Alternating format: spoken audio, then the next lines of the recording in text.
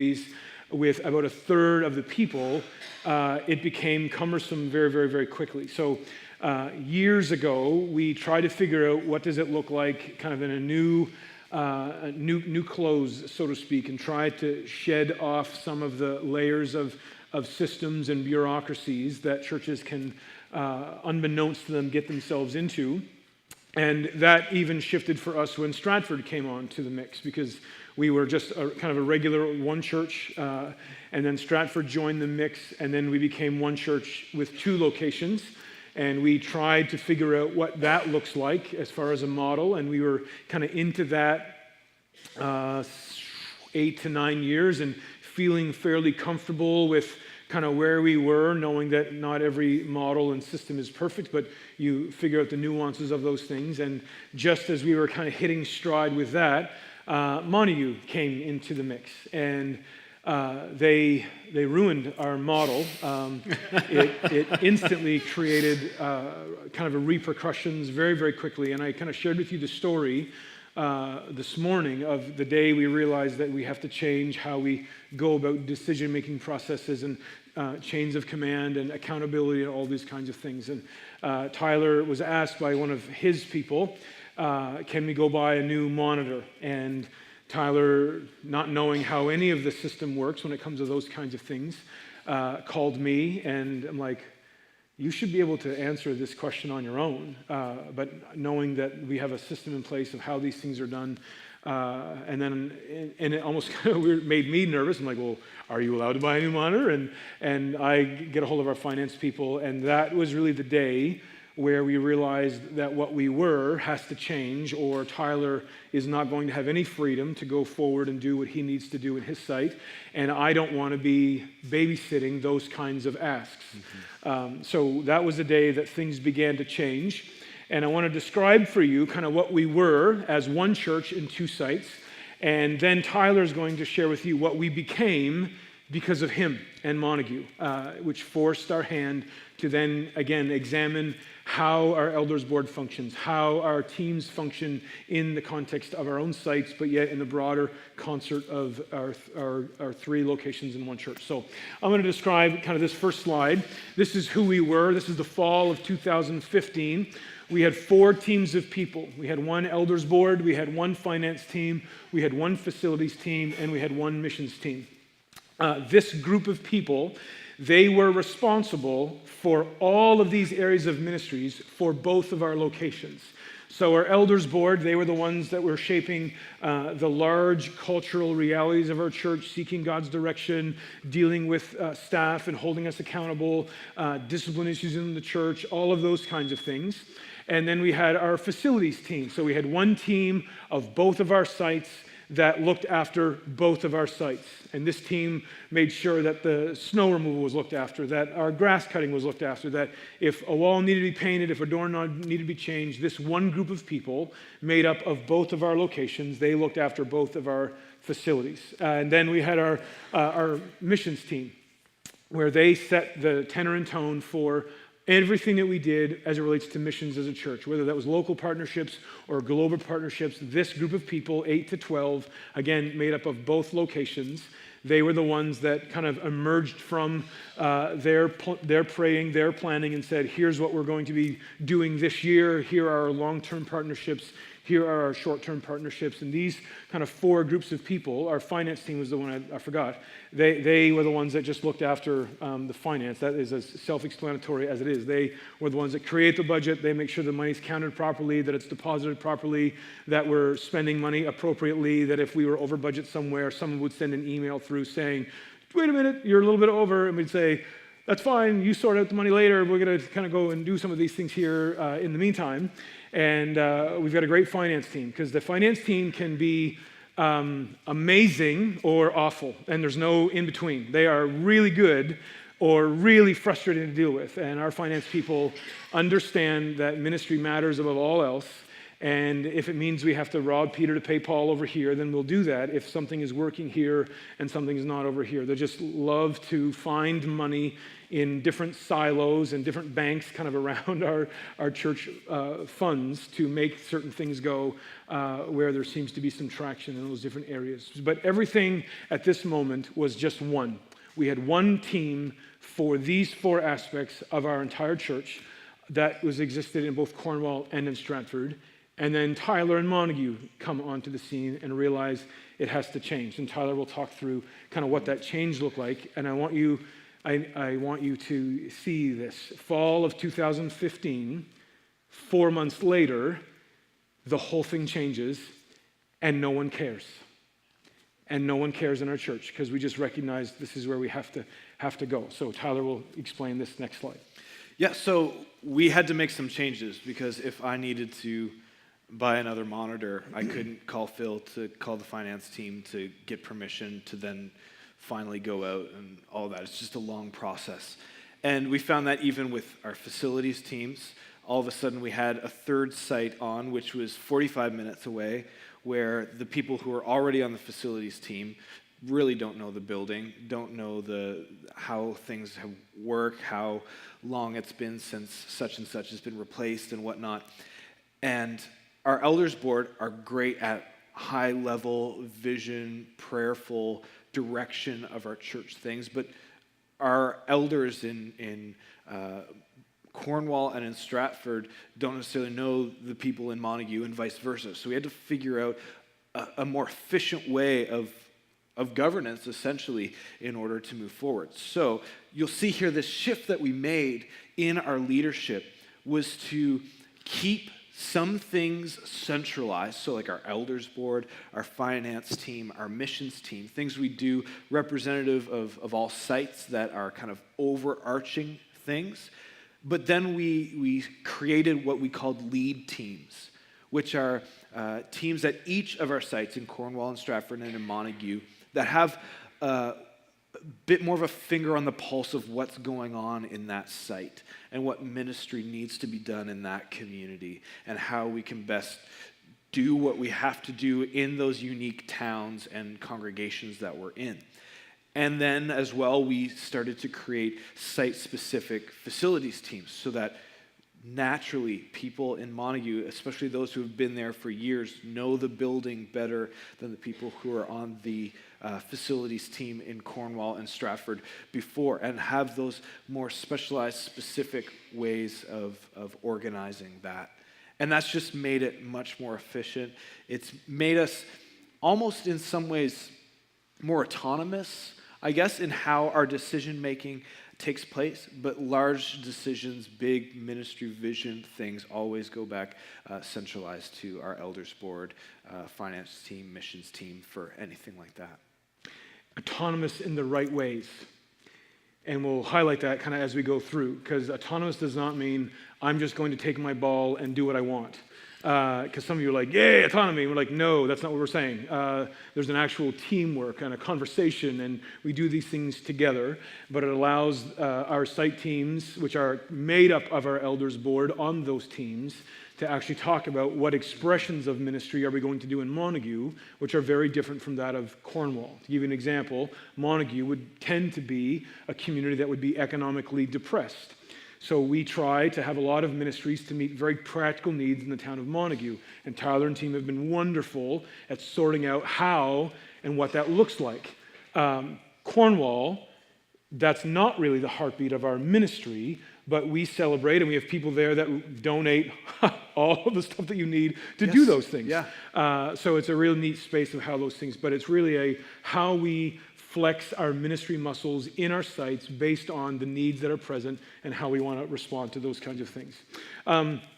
The ministry model itself, the big shift that was, really, I want you to see this picture of the fall. We try hard to celebrate kind of one church and what that looks like in the context of our church family together. And in the fall of 2005, every time we would have an idea put forward, it was always with the sense of, how can we do this in Stratford? How can we do this in Cornwall? How can we do this in Montague?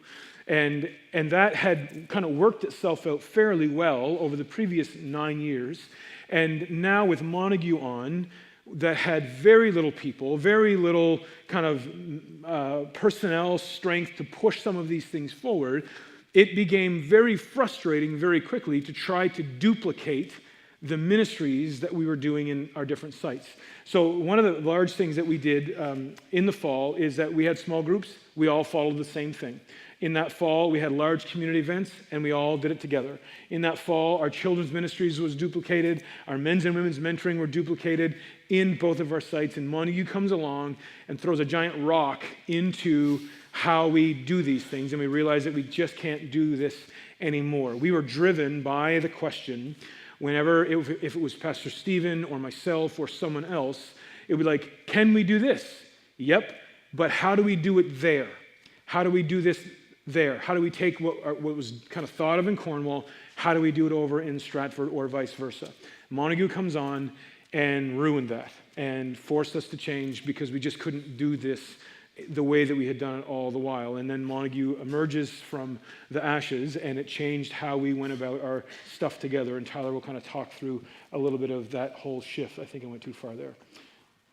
Yeah, so the shift we made because of that was no longer the question, how can we do what Cornwall does in Stratford and do what Stratford does in Montague kind of thing.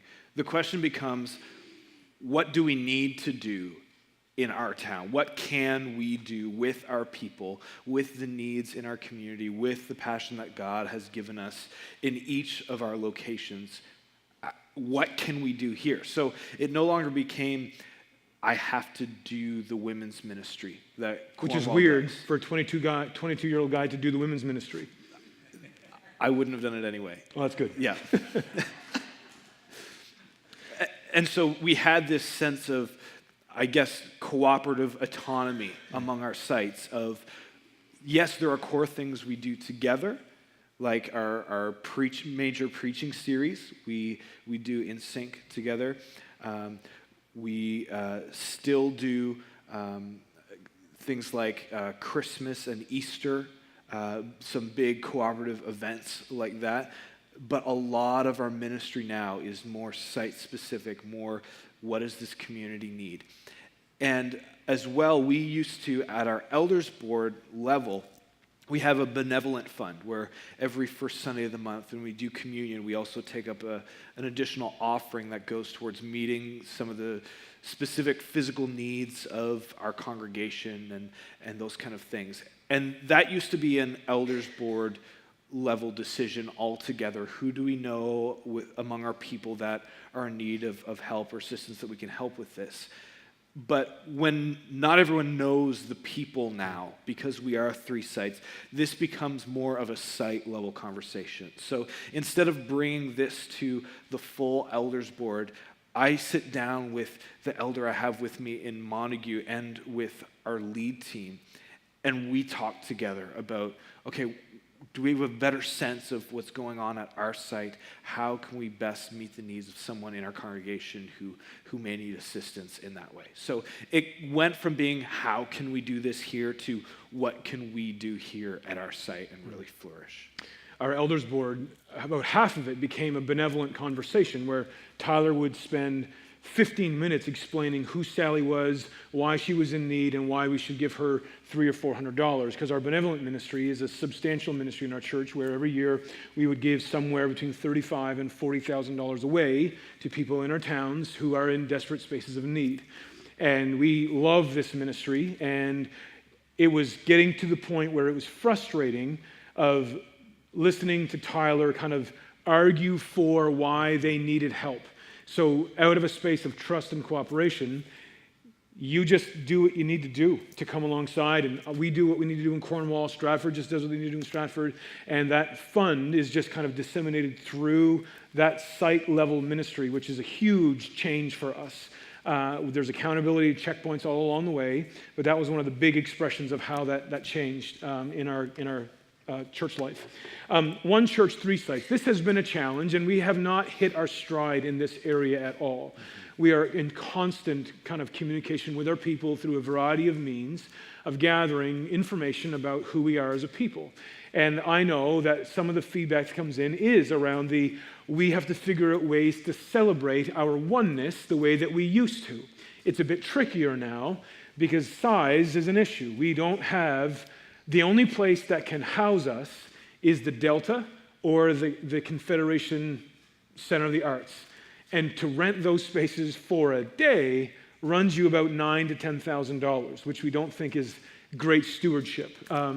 So we're trying to figure out what does it look like to celebrate kind of oneness. Because before Montague came onto the mix, we did this really, really well. Through our sermon series, we would write our sermons together. Pastor Stephen would preach what I preach what Stephen preaches in our sites together as individuals. Our mission stuff, always done together. Our Christmas events were always done together because we could get under one roof a few years ago in different spaces and have great Christmas celebrations. Our staff, we all kind of pastor together. My primary job is in Cornwall, but we are all responsible for all of our sites together in a variety of ways. Our Easter services, our capital campaigns, this would be one of the easiest ways that we express oneness, where in Cornwall, we are now on our second major capital campaign, and we have had 2 other renovations in the meantime. We've built in Stratford. We've bought land in Stratford. We've done a major renovation in Montague. And whenever that rolls around, everybody pays for it together. So Montague, they give into it. Stratford gives into it. Cornwall gives into it. Regardless of which facility is being worked on or whatever land is being bought, we understand this is what we are doing together. So there isn't a sense of Cornwall pays for Cornwall, Stratford pays for Stratford, and Montague pays for Montague. These are things that we just all do together as one church as we deal with capital projects together. And then one of the things that has been really, really beneficial for us is taking advantage of other things going on in other sites. If there's something going on in Stratford that someone wants to go to, then we encourage our people to go and take advantage of that class or that small group or whatever the case might be, and vice versa. And that continues to unfold. And this was really how we celebrate one church in our space across 3 different sites. And one of the spaces that has been a real joy for us is trying to figure out how we do that better and better all the time. Yeah. So, for example, while we're here, there's a ladies' conference going on in our church right now. So this would be the first one, actually, first large event where there's 150 of our ladies that got together last night and all day today, brought in a guest speaker, and we've got 10 from Montague, which would be a third of their congregation, a good handful from Stratford, and a whole bunch of ladies from Cornwall, all doing this event together, meeting their sisters from other sites, celebrating kind of what we have the chance to do together. And this would be one of our first real wins of everyone coming together to really leverage kind of the one church atmosphere, if you will. And that has been a real challenge for us, and we have not hit our stride trying to figure out how do we celebrate one in the context of 3 very different and diverse church families. The other space that I want to highlight from the fall of 2015 was around our budgets. We have a finance team of 3 people, soon to be 4, and they deal with a lot of treasure. Last year, it was somewhere, when you throw in our benevolent, our capital, and general and missional, somewhere around $800,000 that comes in through our offerings. And that number always alarms me, because after the 4th zero is there, my mind begins to lose focus. But Donna and Danny and Hillard and Luke are all CAs, like sharp people with finance, with money, and they did all of this stuff together in concert with the elders board and with myself, put the budgets together, managed the finances, kept track of all these things. And when Montague came on, it forced a big shift for us in how we do this, which has been a learning curve for all of us, because you let go of some of the control that's there. You are putting it in trust in other people. And before, it was one group of people that managed and kind of had oversight over all of our finances as ministry got played out in both Cornwall and in Stratford. And when Montague came on, it took a radical shift, and Tyler will highlight a little bit of this whole thing, because it was just basically one big bag of money that a few people kind of monitored, looked after, and were stewards of for both of our sites. Yeah. I love, Phil uses the terminology, one big bag of money is kind of the language. Bags of money is the currency he deals with. Yeah. But the shift that took place, instead of all just one monolithic budget together, we made a transition to the one big bag of money and the three smaller bags of money. So I'm imagining big cloth bags of money here, but our big bag of money is for our overarching expenses together as one church. So staffing, just our bills that we deal with from month to month, capital campaigns like we're going through right now in Cornwall, the missions endeavors that we fund, whether that's local or global, all of that is handled kind of as one overarching budget as one church. But then we allocate three kind of smaller budgets, three smaller bags of money for each site, so that Cornwall knows, okay, for this year, as we are going about the ministry that God is calling us to do in Cornwall, here's how much money we have to spend on going and doing ministry and maintaining our facility. And same with Stratford. This is how much money we have in Stratford for doing ministry in our town and maintaining our facility, and the same thing in Montague. That way, we have a bit better of an idea of okay, I can plan out my ministries this year knowing how much is there for us, so that I'm not going to cut in more than I need to the overarching budget if there's ministry that needs to be done across all three sites. And this, even just for me and how my mind works, has really helped me as we plan out our year, as we look forward to the kind of expenses that will exist throughout the year. And it also gives us an opportunity to dream big as we look into the next year of, okay, what can we do?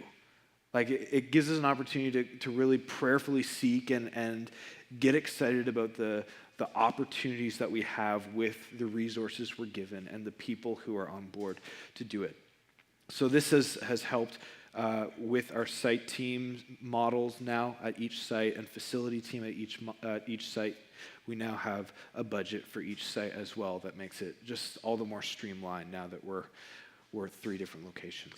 What has been the real challenge and joy is Cornwall cannot challenge or question how Montague wants to spend its money. Montague cannot challenge or question how Cornwall spends its money. There is under the leading of the Spirit, you and your site team, you take your $5,000 and you're going to spend it how you see fit based on your needs. If and when something goes drastically wrong, that would come from the elders board, not our finance team. Cornwall can spend its $17,000 as it sees fits based on what's going on in the context of our church life. Same with our facility. So our facility teams put in their line items, what they want and what they like to address in the coming year. Cornwall cannot say, well, you don't really need that. And Montague can't argue, do you really need that? Because it's forcing a cooperative conversation all the time around treasure as we want to steward it well for the glory of God in all of our respective sites and ministries that we're called to. Montague has been wonderful in that we were just getting used to a model of how we functioned. And then it blew it all up, which has been good because it kind of keeps you sharp and engaged. And I know in a very real way, one of the things that was happening unbeknownst to us, when we were asking the questions of, okay, how do we duplicate this in Stratford and now in Montague? That became a very frustrating conversation in Cornwall and in Stratford and in Montague because they just simply couldn't. Because we were different animals. We had different needs. We had different spaces that we were trying to address. And now our sites have a real sense of freedom that, okay, I no longer have to keep Cornwall in mind for this. We can just go and do, and they're going to cheer us on. And those that are in Cornwall that like this kind of ministry, they can get behind it. And this is happening across our sites, which has just been a real blessing. And like we kind of fall into the things that we get right. And this is one of the ones that we fell into, and it's been going really well so far. Yeah, definitely. Like I mentioned in an earlier session about the community closet we do in Montague. And we made a shift from doing weekly community closet drop-ins to more targeted events. And we did a back-to-school event for kids and their moms and families, where we had school supplies and clothing and haircuts and all this stuff. And God provided for that ministry through our other sites. Like, the people in Montague were generous for that. But that wouldn't have happened if it wasn't for people in our other sites, not just Montague, who were excited about what the community closet was doing and cheered us on by donating a ton of stuff, by coming down and helping for that event. So there's a cooperative autonomy that has been worked out now in this new model. It's fun. We in Cornwall, this would be Tyler wants to scratch the needs ministry in Montague in certain ways, and we do in Cornwall as well. It comes through, we have teams of people that are involved in the soup kitchen, but one of the neat ones that's happening this February is I approached one of our ladies back in May, June of last year, and kind of said, like, what would you think of a prom dress giveaway to girls that come from homes that economically do not have the means to do prom? Because prom's a big deal on the island. And unbeknownst to me, Gail had just attended a prom and was quite moved by it, because she saw 3 or 4 girls, had conversations with them where their parents just could not afford to do everything that everyone else was doing in it. And anyway, long story short, we have 160 dresses that stores have donated from their stores that are all brand new, that we'll give away to hopefully 160 girls in February to deck them out in prom. That's pretty spectacular. And what's neat about that is that Montague, as we kind of celebrate what's going on, they celebrate these spaces as well. And that's just we did not plan that. Like, that's just kind of happening in a very neat way between our sites, which is really special. So shifting on the fly matters. You have to be able to recognize pinch points in the systems that cause things to go slow. And when you can isolate what it is that causes slowness in the ministry, figure out a way to streamline it a little bit faster, so that what God might be doing isn't stopped because there's 14 layers of conversations that have to happen. Meanwhile, all we wanted to do was give Sally a few $100s in Sobeys gift cards because she needed it last Monday. Ministry's quick. And I know this, that 2 weeks for our lay people is nothing. Like, it's 2 weeks for a staff is an eternity. It is an eternity when something has to happen. And then I'm like, we don't have 15 days to address this particular need. So our elders board and our church family is like, do what you need to do to make sure that there's not this delay, if you will. And I know that that's a privileged place with our church family, where they entrust a lot of trust into us as a staff. But I also know with that comes a lot of rightful accountability and scrutiny. And that's the flip side of it. We want the freedom, but with that, we don't necessarily want the questions and accountability that come with it. Don't ask me. I'm doing God's work. Well, I know a lot of people that railroaded God's work because no one ever wanted to be able to answer for the way that they were doing the work itself. So that's a bit of the shift that happened in our church family. And